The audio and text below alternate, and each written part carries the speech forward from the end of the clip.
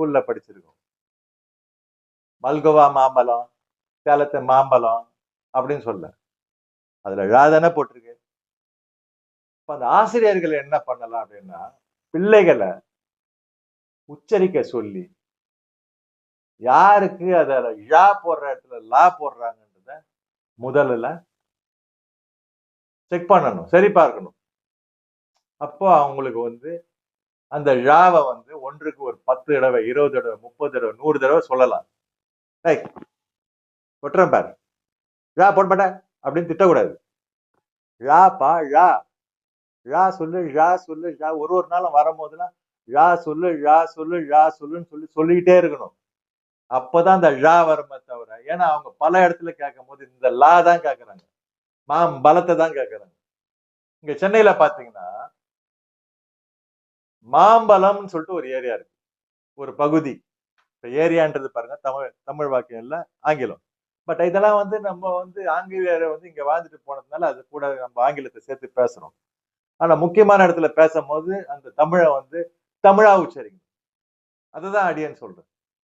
மாம்பழம்னு சொல்லிட்டு ஒரு ஏரியா, ஒரு பகுதி சென்னையில, இந்த தி நகர், தியாகராயா நகருக்கு பக்கத்துல வெஸ்ட் மாம்பழம், ஈஸ்ட் மாம்பழம், கிழக்கு மாம்பழம், மேற்கு மாம்பழம்னு சொல்லிட்டு ஒரு பகுதி இருக்கு.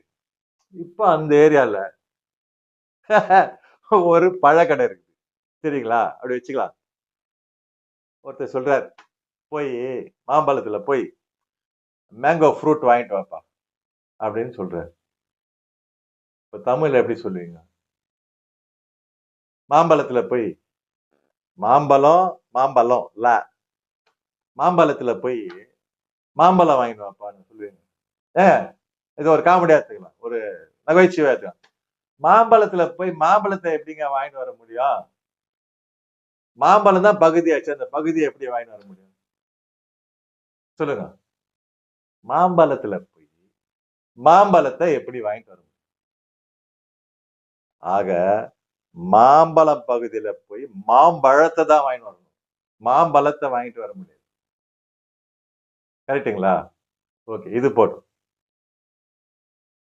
இப்போ மழை, ரெயின், மழை, மழை பெய்யுது, மேகமூட்டமா இருக்கு, பலத்த மழை பெய்ய போகுது, எச்சரிக்கை விடுறார் ரமணன். ரமணன்றவர் அவர் வந்து நம்ம வானிலை அறிக்கை எல்லாம் சொல்லுவார் தெரியுங்களா, அவரோட தமிழை பாருங்க, அழகா இருக்கும். மேகம், மின்னல், இடியுடன் கூடிய மழை, இடியுடனோ பலத்த காற்றுடனோ